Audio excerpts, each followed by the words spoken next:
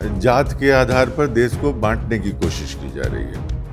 और वही प्रधानमंत्री जब तेलंगाना जाते हैं तो फिर कहते हैं कि ओबीसी प्रधानमंत्री और आगे ओबीसी मुख्यमंत्री होगा। कि देखिए, ये बीजेपी का कार्यक्रम नहीं है, ये नित्यानंद राय जी का कार्यक्रम है। और वो क्यों कर रहे हैं ये मैं समझाने की कोशिश कर रहा हूं। वो यदुवंशी समाज को कोई संदेश देने का काम नहीं कर रहे हैं, वो संदेश देने का काम कर रहे हैं सम्राट चौधरी। कोई भी समाज, चाहे वो यदुवंशी समाज हो, उसको अच्छी तरह से समझ में आता है कि यहाँ पर सिर्फ और सिर्फ जो उद्देश्य है वो वोट बैंक की राजनीति करना है। नमस्कार, न्यूज फाउंडेशन देख रहे हैं आप। मैं हूँ आपके साथ धीरज सिंह। आज पटना में भाजपा की ओर से यादव महासम्मेलन किया जा रहा है। हमारे साथ है आरजेडी के राष्ट्रीय प्रवक्ता डॉक्टर करुणा सागर जी। सर, आज पटना में बीजेपी की ओर से कार्यक्रम किया जा रहा है, एक खास समाज को लेकर रिझाने की कोशिश की जा रही है। पहले तो इस कार्यक्रम को कैसे देखते हैं? देखिए धीरज, इसके तीन पहलू हैं। पहली बात कि जो सामाजिक न्याय और समता मूलक समाज जिसकी अगुवाई हमारे नेता आदरणीय लालू प्रसाद जी बहुत दिनों से डिमांड करते रहे, उसके बाद माननीय मुख्यमंत्री जी, माननीय उप मुख्यमंत्री तेजस्वी यादव जी, जब सरकार नहीं मानी जनगणना करने के लिए, तो फिर बिहार ने अपने खर्चे से जातीय गणना की, सर्वे किया। और उसके बाद देखा अपने प्रधानमंत्री का पहला रिएक्शन क्या था कि जात के आधार पर देश को बांटने की कोशिश की जा रही है।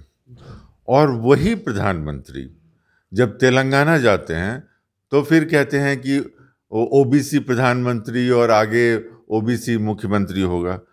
तो बीजेपी के साथ बहुत ये बात क्लियर है कि बीजेपी को समता मूलक समाज से या सामाजिक न्याय से कोई लेना देना नहीं है।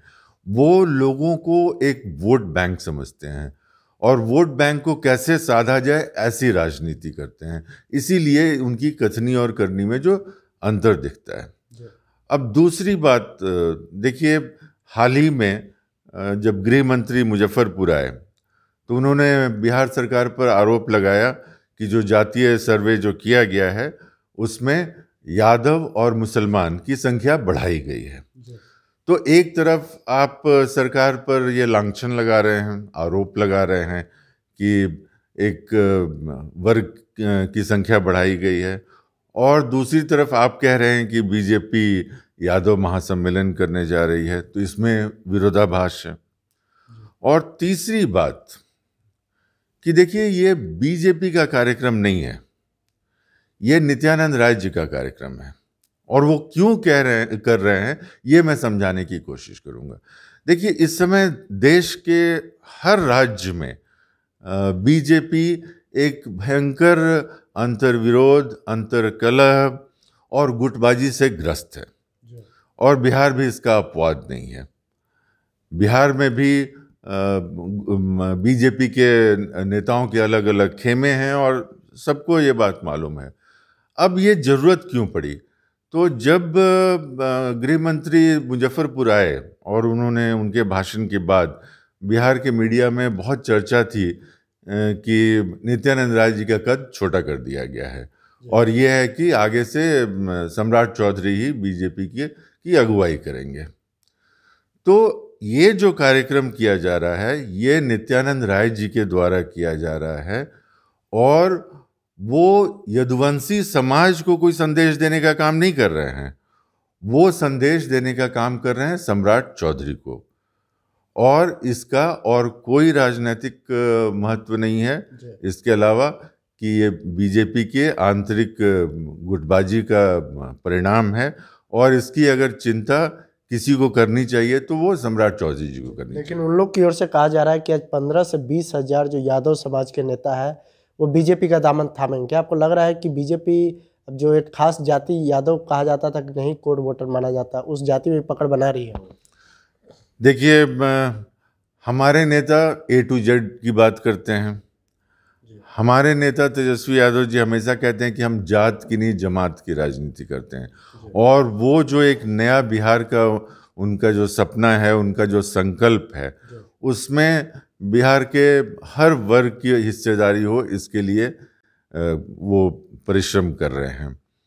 लेकिन यहाँ पर देखिए कि एक जाति विशेष को, जैसे मैंने कहा कि अगर आप प्रधानमंत्री के उद्बोधन को देखें, आप गृह मंत्री के उद्बोधन को देखें और फिर आज के कार्यक्रम को देखें, तो कहीं भी लगता है कि बीजेपी के नेताओं की सोच में एक साझापन है या एक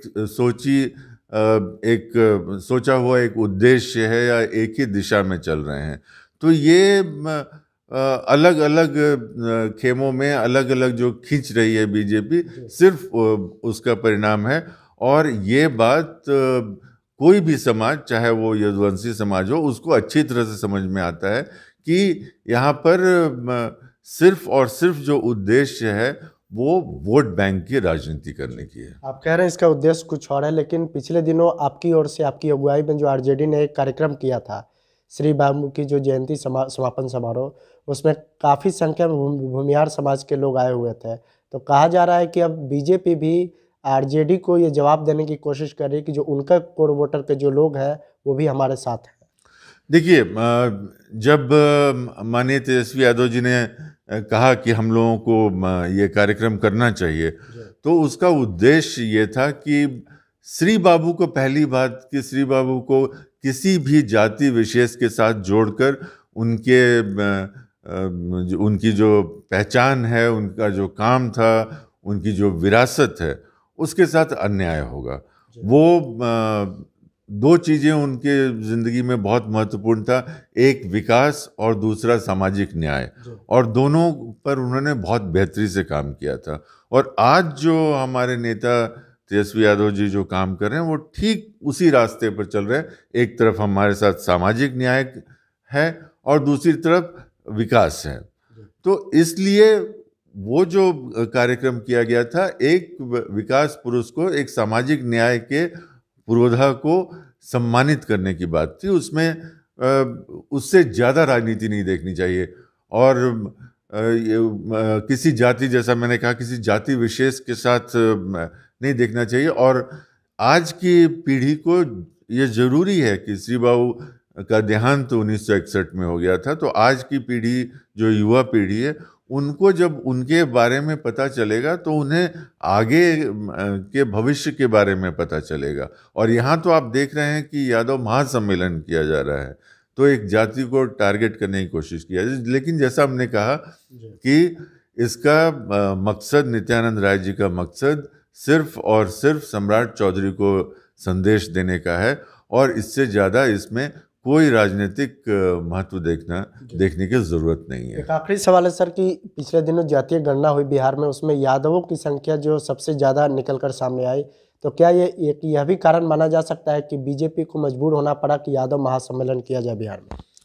तो अभी तो 10 दिन पहले जब उनके गृह मंत्री जो पार्टी की जो सोच है उसके बारे में बता के गए, उन्होंने बिहार सरकार पर आरोप लगाया कि यादवों की संख्या बढ़ाई गई है और मुस्लिमों की संख्या बढ़ाई गई है।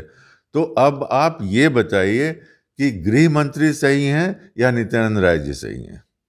चलिए, तो बहुत बहुत धन्यवाद। यह आरजेडी के राष्ट्रीय प्रवक्ता डॉक्टर करुणा सागर। दिल्ली से न्यूज़ फाउंडेशन के लिए मैं धीरज सिंह। पनोरमा ग्रुप, जो सोचता है वो करता है।